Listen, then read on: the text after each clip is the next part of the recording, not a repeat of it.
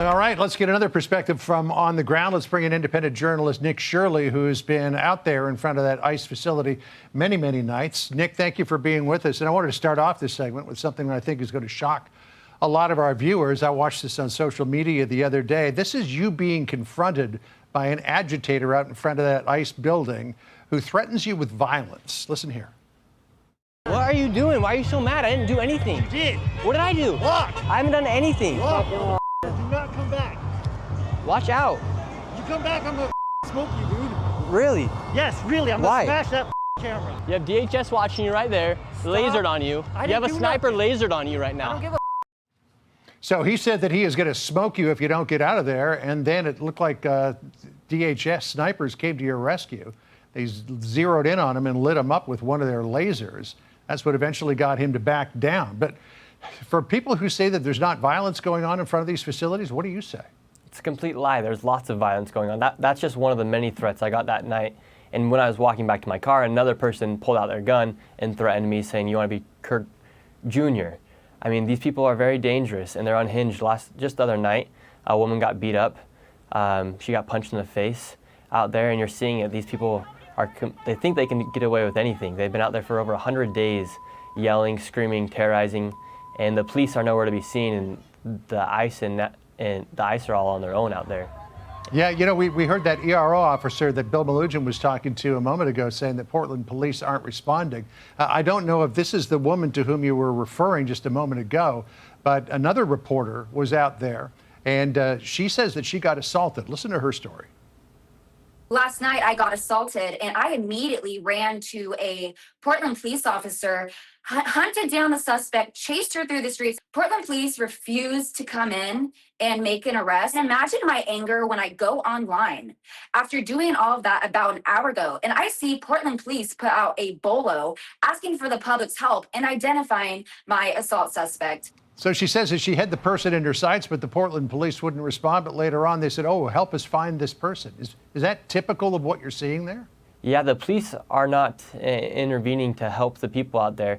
If they're reacting after the fact that it's happened, and you have the governor who was marching with these people just hours before their big rally they just recently had, and the police, they're not there. They're nowhere to be found. They're not there to protect any of the reporters or to protect anybody, and it is literally lawless in that section of Portland, Oregon. So why aren't the police responding? Are they just basically saying this is a hands-off situation, you're on your own? From what I understand is that the governor there and the mayor, they've pretty much sided with Antifa, saying that they have the right to be there and that there's nothing wrong that's happening. But you're seeing people get assaulted, and if you go there and they think you're the opposition, you'll have a mob of people all dressed in black come after you. And just like we saw in the video, the one guy said he wanted to smoke me, basically saying he wanted to shoot me and kill me. Right. So we've got dueling narratives here. Here's what President Trump wrote on Truth Social on Wednesday. He said, quote, "The governor of Oregon must be living in a dream world. Portland is a never-ending disaster. Many people have been badly hurt and even killed. It's run like a third world country." And then here's what the Oregon governor, Tina Kotek, says. Listen to this. "There is no insurrection. There is no threat to national security, and there is no need for military troops in our major city.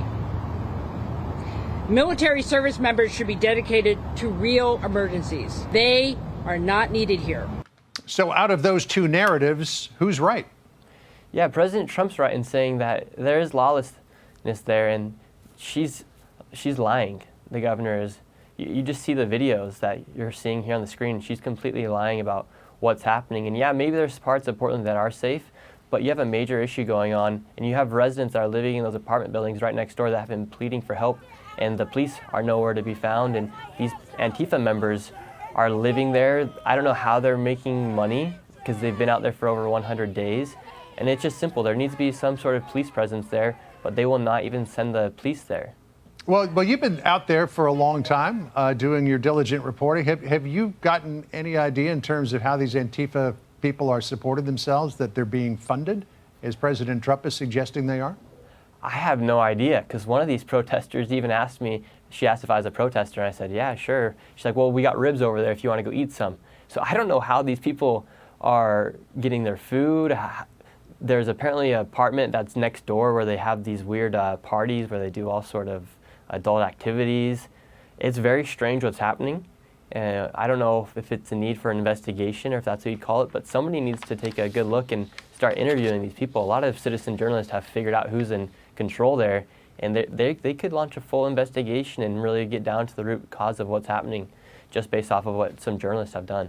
All right, well, sunshine's the best disinfectant. You're shining light on all of this. Nick, thanks for joining us, and stay safe out there. Hey, Sean Hannity here. Hey, click here to subscribe to Fox News YouTube page and catch our hottest interviews and most compelling analysis. You will not get it anywhere else.